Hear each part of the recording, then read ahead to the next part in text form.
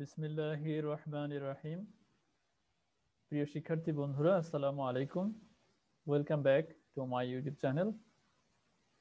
সবাইকে ইউনিওয়েল academy MDS YouTube চ্যানেলটির পক্ষ থেকে স্বাগত। যথারীতি আজকে প্রনাউন রেফারেন্সের উপর সর্বশেষ ক্লাসটি অনুষ্ঠিত হবে। আমরা ইতিমধ্যে 3টি ক্লাস এই বিষয়ে নিয়েছি এবং আজকে সর্বশেষ ক্লাস। এটি তোমাদের জন্য অনেক গুরুত্বপূর্ণ, কেননা এখানে তোমাদের পরীক্ষায় যেই সমস্যাটি আসে, পরীক্ষায় যে ভুলগুলো থাকে সেগুলো সংশোধনের কিছু গুরুত্বপূর্ণ কৌশল আমি এখানে আলোচনা করব। কৌশলগুলো এই ক্লাসটির শেষ দিকে থাকবে। প্রথম দিকে আমরা অলরেডি যে বিষয়গুলো আলাপ করেছি সেগুলোর একটু মৌলিক অংশ আমরা দেখব এবং সেখান থেকে ও পরীক্ষাতে অনেক গুরুত্বপূর্ণ ভুল আসতে পারে, যেগুলো আমরা অনায়াসেই সমাধান করতে পারবো যদি তোমরা সকলে ইতিমধ্যে যে ক্লাসগুলো হয়েছে, 3টি ক্লাস হয়েছে, সেগুলো মনোযোগ দিয়ে দেখে থাকো। তাহলে এই ক্লাসটির যে প্রথম দিকের কাজগুলো সেগুলো খুবই সহজে বুঝতে পারবে এবং এগুলো সার্বিকভাবে তোমার প্রনাউন রেফারেন্সের উপরে একটি সুন্দর দক্ষতা তৈরি করবে আশা করছি, এবং এখানে যে 5 মার্ক সেটি তুমি অর্জন করতে পারবে বলে আমার বিশ্বাস। যদি তোমার কোনো বিষয়ে কোনো রকম প্রশ্ন থাকে তোমাদের, যেমন আরো কোনো বিষয় তুমি জানতে চাও যেটি আমি আলোচনা করিনি, তাহলে সেটি আমি আলোচনা করব পরবর্তীতে। তো সেজন্য তোমার যেটি করণীয় তা হলো তুমি আমাকে জানাবে যে কমেন্ট করে যে আমি এই বিষয়টা এখানে আলোচনা করিনি, তাহলে সেটি আমি আলোচনা করব। ওকে, তো আজকে আমরা শুরু করছি প্রোনাউন রেফারেন্সের যে 4র্থ ক্লাস সেটি। সবাইকে স্বাগত। আমি তোমাদের সাথে আছি মোহাম্মদ দেলোয়ার হোসেন, 35তম বিসিএস শিক্ষা ক্যাডার, প্রভাষক ইংরেজি, ঝালকাঠি সরকারি মহিলা কলেজ, ঝালকাঠি। আজকে আমি মূলত আলোচনা করব special rules of pronoun references, and এই রুলস গুলো আমি আলোচনা করেছি এই ক্লাসটির শেষ দিকে।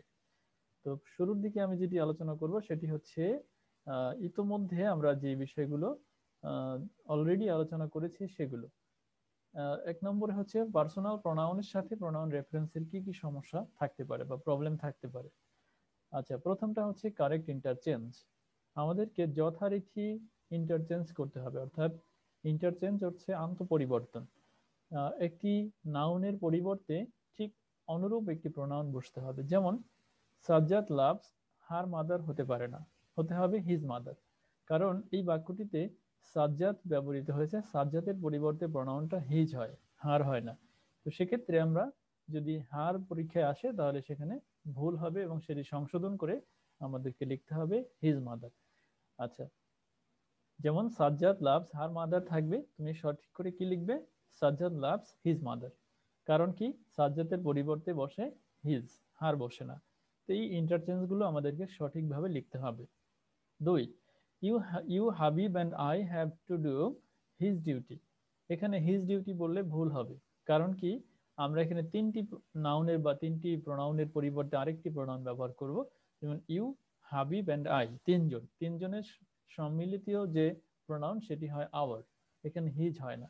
ওকে, তো লাল কালি দিয়ে যেটি লেখা আছে সেটি ভুল, সঠিকটি হচ্ছে আওয়ার।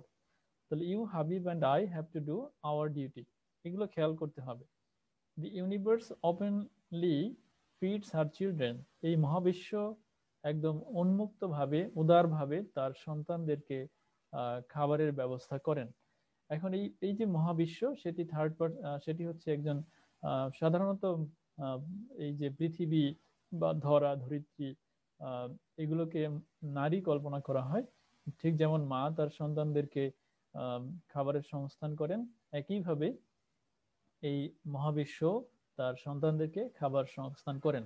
সেই কারণে এখানে হার ব্যবহার করতে হবে, এখানে হিজ ব্যবহার করলে হবে না। দি universe openly feeds his children বা ইটস চিলড্রেন, এটি ব্যবহার করা যাবে না, এটা লজিক্যাল নয়। কারণ আমরা জানি যে মা সবচেয়ে গুরুত্বপূর্ণ এখানে, মা সাধারণত, এবং এই বিষয়গুলোকে মায়ের দৃষ্টিতে দেখা হয়, যেমন দেশ, হ্যাঁ, দেশ মাতৃকা, দেশ মাতা, এগুলো। তো সেক্ষেত্রে আমাদেরকে এখানে হার ব্যবহার করতে হবে, তাহলে এটি সঠিক হবে। Water is a liquid and it is essential for us.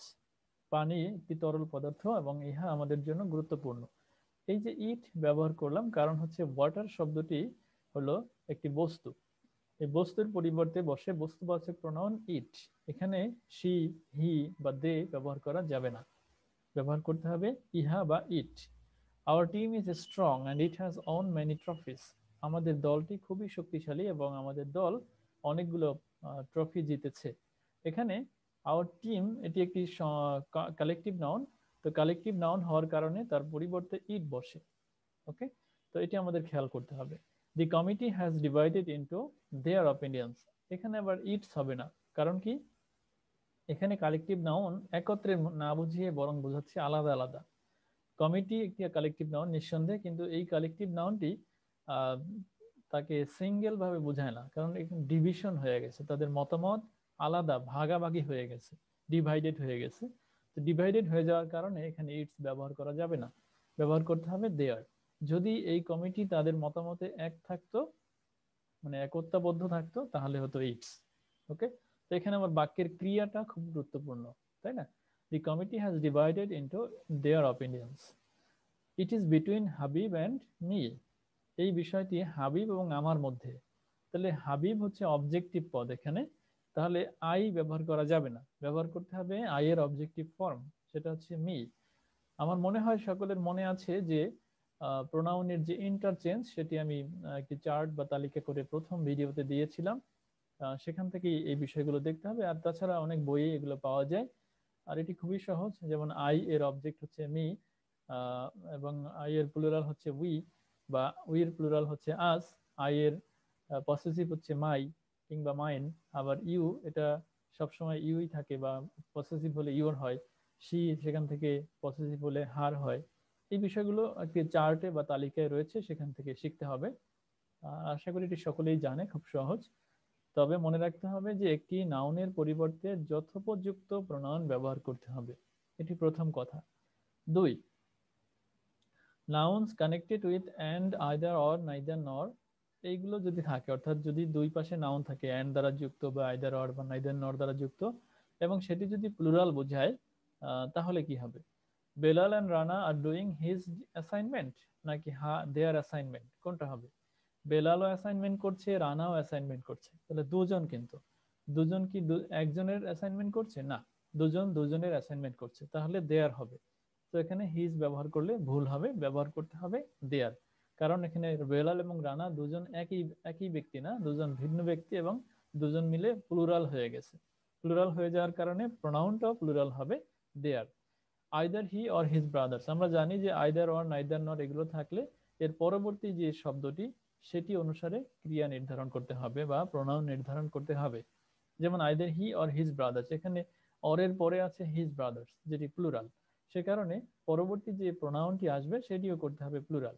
যেমন either he or his brothers have wasted their father's money, তাদের বাবার টাকা। এখানে তার বাবার টাকা নয়, বরং তাদের বাবার টাকা, কারণ এই হিজ ব্রাদার্স এখানে প্লুরাল। এই প্লুরাল হওয়ার কারণে দেয়ার ব্যবহার করতে হবে। যদি এখানে কেউ হিজ ব্যবহার করে এবং পরীক্ষায় হিজ থাকে, সেটি সংশোধন করতে হবে। Okay. 3, nouns connected with and, each, every, either or, neither nor, meaning singular. একইভাবে যদি এই যে আইদার অর, নাইদার নর বা ইচ, এভরি এগুলো যুক্ত থাকে এবং সেই নাউনগুলো সিঙ্গুলার বোঝায়, তাহলে কি হবে? তাহলে আবার সিঙ্গুলার হবে। যেমন the principal of the college and president of the meeting has taken his seat. এখানে দেয়ার সিট না, কারণ প্রিন্সিপালও যে, প্রেসিডেন্টও সে। হ্যাঁ, খেয়াল করো যে অ্যান্ড এর পরে কোনো দি শব্দ ব্যবহার করা হয়নি।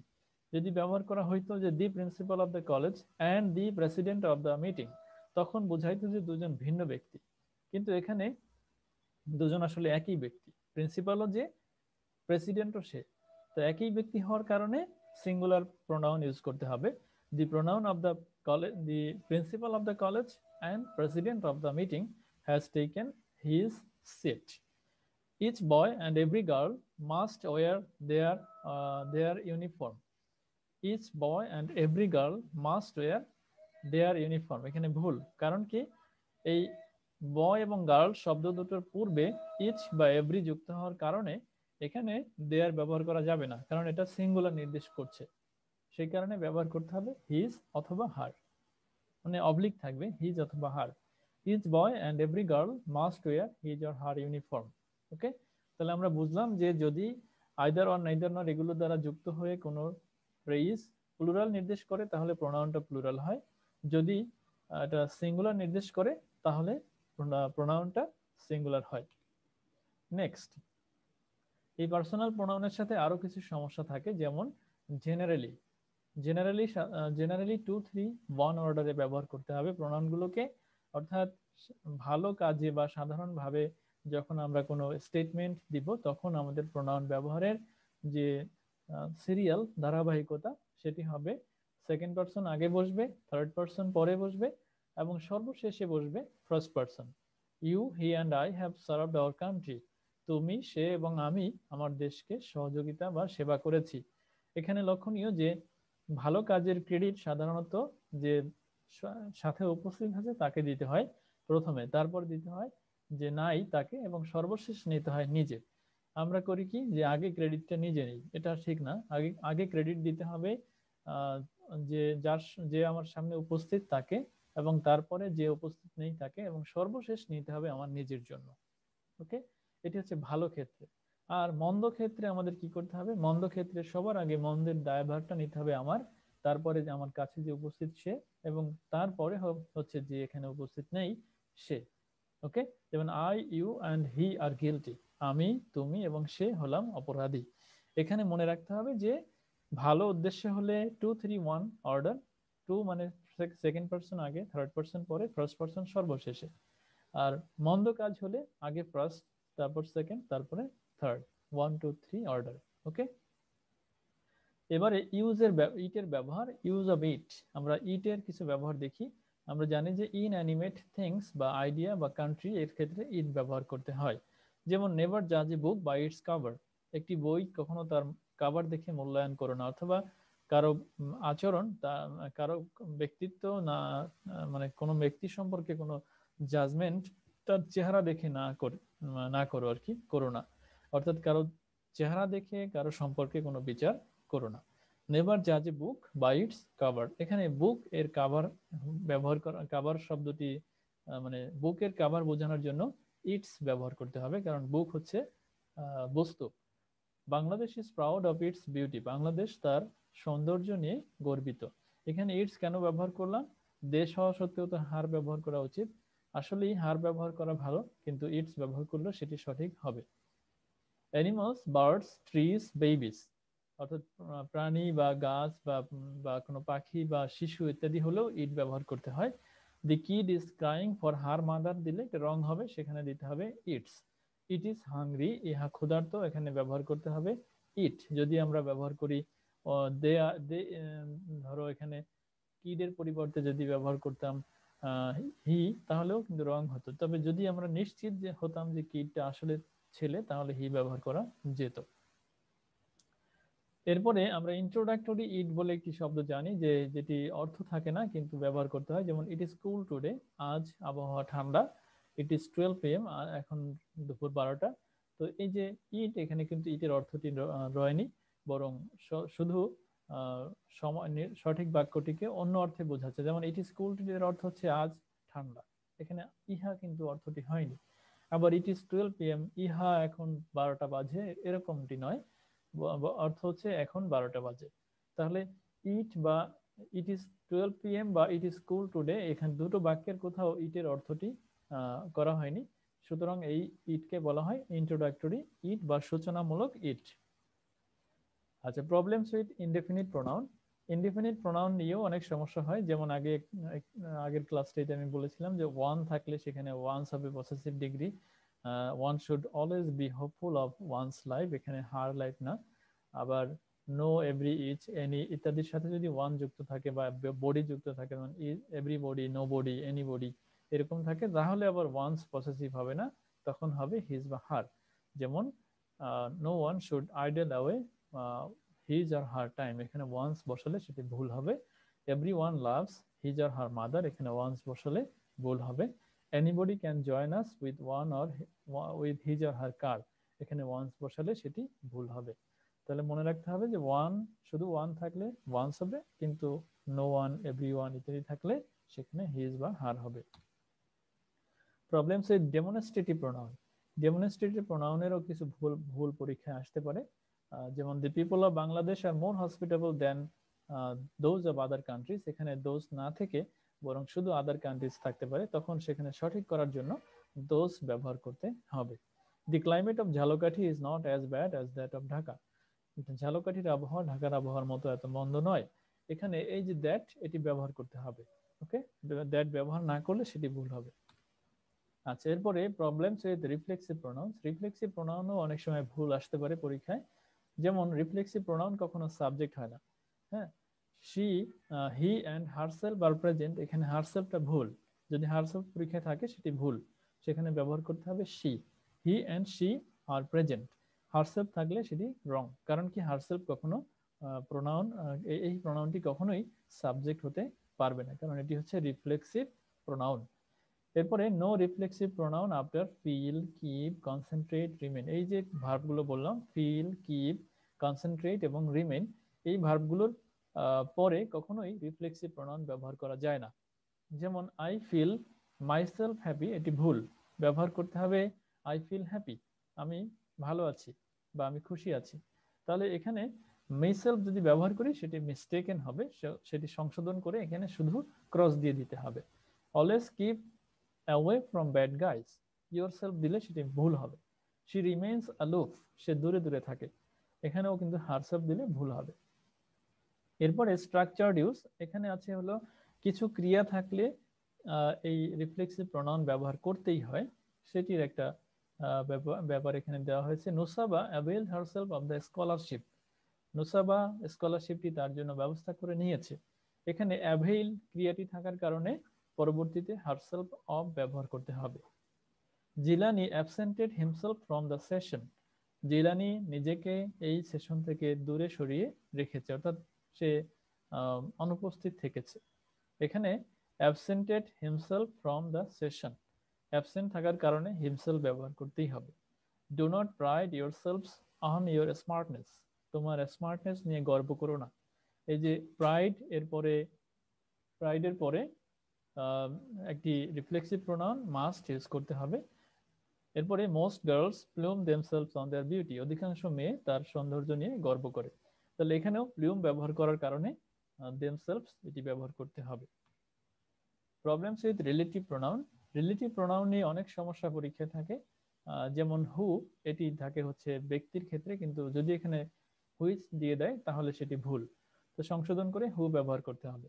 যেমন the person who is honest is happy, যদি হু না থেকে এখানে হুইচ থাকতো, the person which is honest is happy, তাহলে ওটি ভুল, ওটি সংশোধন করে হু ব্যবহার করতে হবে। অর্থাৎ ব্যক্তিবাচক কোনো শব্দের ক্ষেত্রে আমরা প্রোনাউন ইউজ করব who. This is the man whom I saw crying, এই সেই লোকটি যাকে আমি কাঁদতে দেখেছিলাম। তো এখানে ম্যান, ম্যান হওয়ার কারণে হুম ব্যবহার করতে হবে, অন্য কিছু না। দ্যাট ব্যবহার করলেও চলবে। ওকে, হুইচ কখন বসে, হুইচ বসে হচ্ছে যখন বস্তু বোঝায় তখন। The cab which I bought yesterday is nice, আমি যে ক্যাবটি ক্রয় করেছিলাম গতকালকে সেটি সুন্দর। তো এখানে ক্যাব একটি বস্তু, আর সে কারণে হুইচ বসছে। লক্ষণীয় যে যে রিলেটিভ প্রোনাউনটা নির্দেশ করবে যাকে, সেটি ঠিক প্রোনাউনটার পূর্বে বসবে। যেমন হুইচের পূর্বেই ক্যাব, হু এর পূর্বেই পারসন। ওকে, এটিকে বলা হয় antecedent. This is the child which was lost, এই সেই বাচ্চাটি যেটি হারিয়ে গিয়েছিল। Cow is an animal which gives us milk, আমরা খেয়াল করি যে বস্তু বা প্রাণী বুঝালে সেখানে হুইচ বসে। আর দ্যাট কখন বসে, দ্যাট বসে হচ্ছে দুইটা ক্ষেত্রেই, বস্তুর ক্ষেত্রেও বসে, আবার ব্যক্তির ক্ষেত্রেও বসে। যেমন Nadim is a boy that is diligent, এই দ্যাটের অর্থ হচ্ছে এখানে ব্যক্তি। আমরা যদি হু ব্যবহার করতাম সেটিও কিন্তু সঠিক হইতো,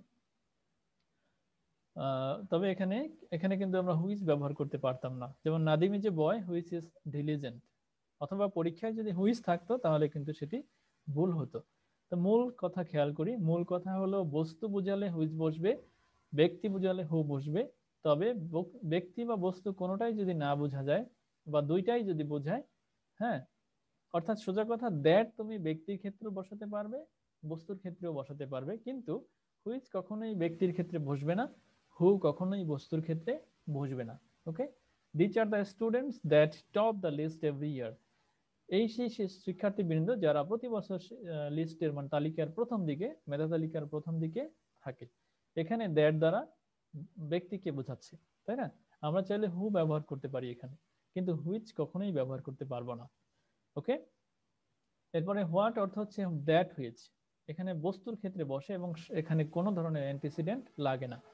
try to note what the teacher says, আমরা খেয়াল করি হোয়াট এর পূর্বে কিন্তু কোনো অ্যান্টিসিডেন্ট নাই।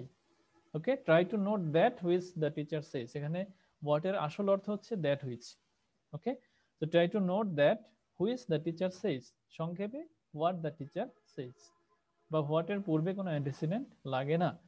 ওকে, obey what your parents order, what he says is false, খেয়াল করতে হবে যে হোয়াট ব্যবহার করলে কখনো অ্যান্টিসিডেন্ট ব্যবহার করতে হয় না, এবং হোয়াট এর অর্থ হচ্ছে দ্যাট হুইচ।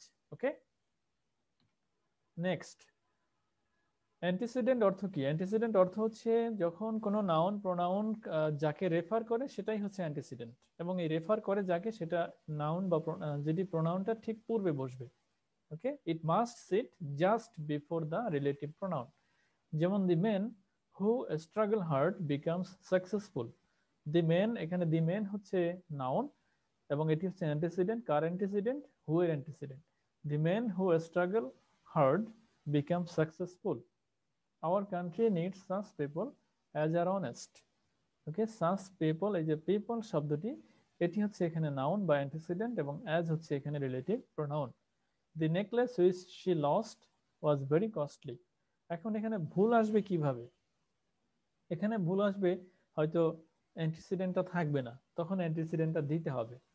ওকে, আচ্ছা, all have heard the name of Kazi Nazrul Islam who was a great poet.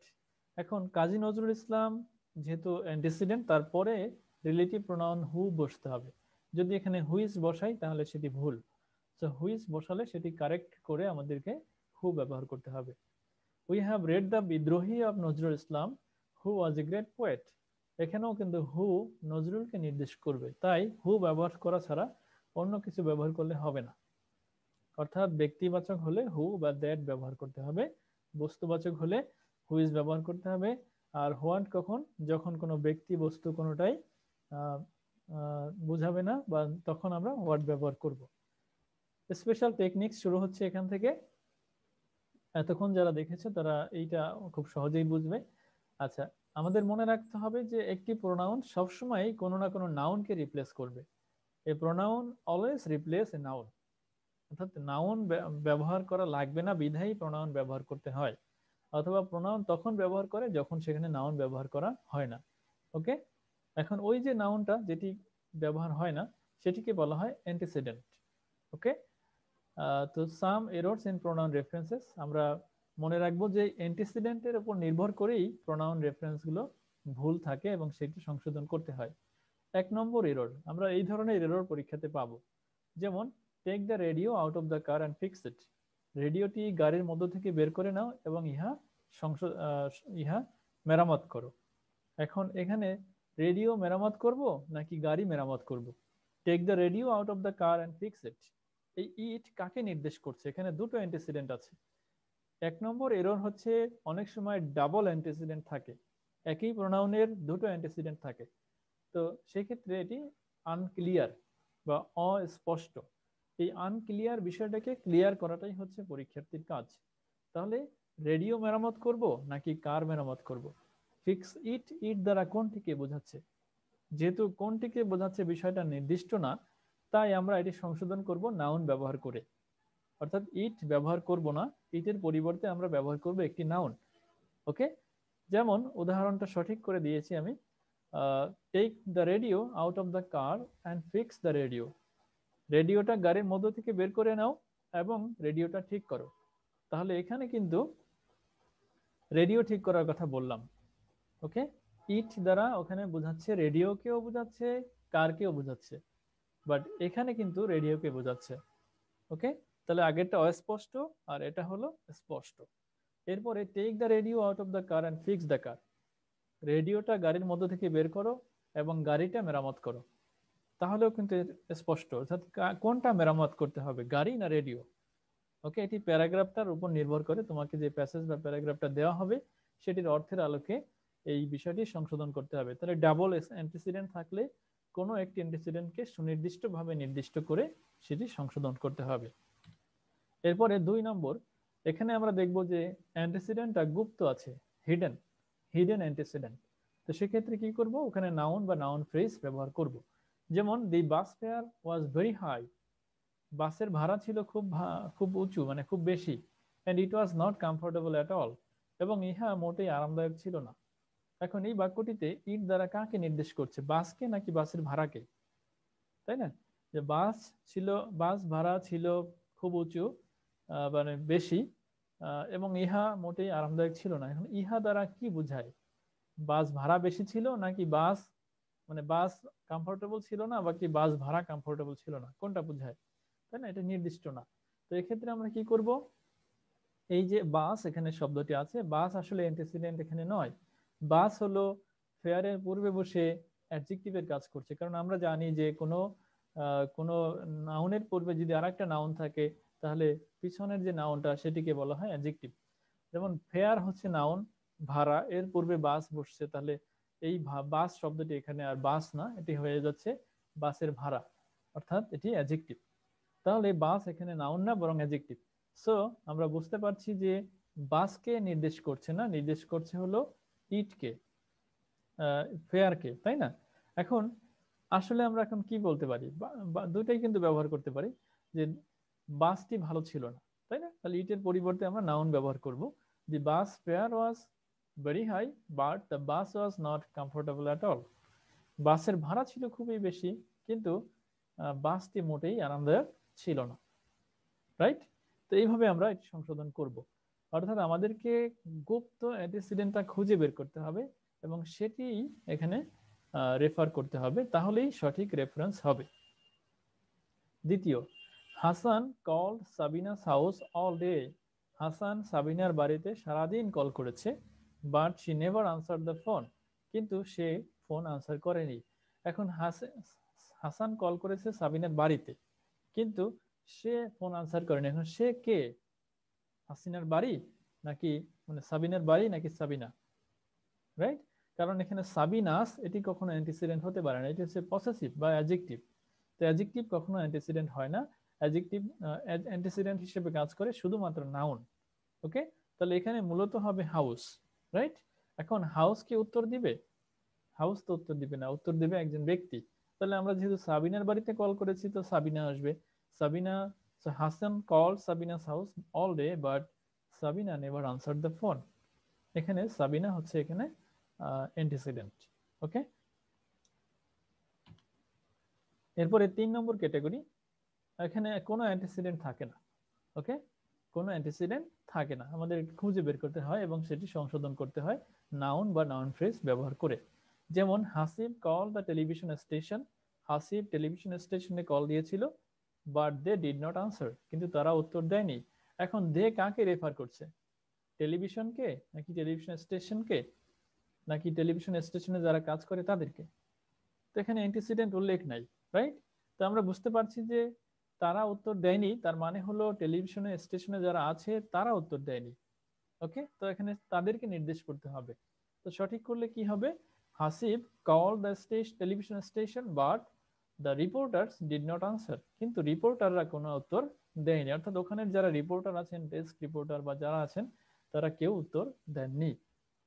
ওকে, আচ্ছা, তারপরে although Mrs Zaman was wealthy, যদিও মিসেস জামান খুব পয়সাওয়ালা ছিলেন, she made poor use of it, তিনি এর কম ব্যবহার করতেন, কিপটা ছিলেন। এখন এই ইট দ্বারা আসলে কি বোঝায়? ওয়েলদি তো কখনোই অ্যান্টিসিডেন্ট হবে না, কারণ ওয়েলদি হচ্ছে অ্যাডজেক্টিভ, অ্যাডজেক্টিভ কখনো অ্যান্টিসিডেন্ট হয় না, তাই না? তো আমরা যেহেতু এখানে অ্যান্টিসিডেন্ট পাচ্ছি না, তাই আমরা ইটটা বাদ দিয়ে এখানে নাউন ফ্রেজ ব্যবহার করব। অর্থাৎ মিসেস জামান সম্পদশালী ছিলেন, কিন্তু তিনি তার সম্পদের সদ্ব্যবহার করেননি। তাহলে সম্পদের, এটি ইংরেজি হলো ওয়েলথ। কার সম্পদ? তার সম্পদ, তাহলে her wealth. Although Mrs Zaman was wealthy, she made poor use of her wealth. যদিও মিসেস জামান টাকা পয়সা বলা ছিলেন, কিন্তু তিনি তার সেই অর্থের যথাযথ ব্যবহার করেননি। তো থ্যাংক ইউ, এই ছিল আজকের ক্লাস, এখানে শেষ করছি। প্রোনাউনের উপর ম্যারাথন ক্লাস, 4টি ক্লাস নিতে হলো, এটি লম্বা একটা টপিক, 8টি প্রোনাউন বিস্তারিত আলোচনা করতে হয়েছে। এরপরে কিছু স্পেশাল টেকনিক শেয়ার করা হয়েছে। এরপরেও বলি, যদি কারো কোনো বিষয়ে কোনো রকম সমস্যা থাকে তাহলে আমাকে জানাবে, এবং আমি সেগুলো সংশোধন করে দেওয়ার চেষ্টা করবো ইনশাল্লাহ। সবাইকে অসংখ্য ধন্যবাদ। Thank you very much for listening to the class for a long time, for around 30 minutes. I hope you are fine and stay fine at home. See you soon in another video, with another topic.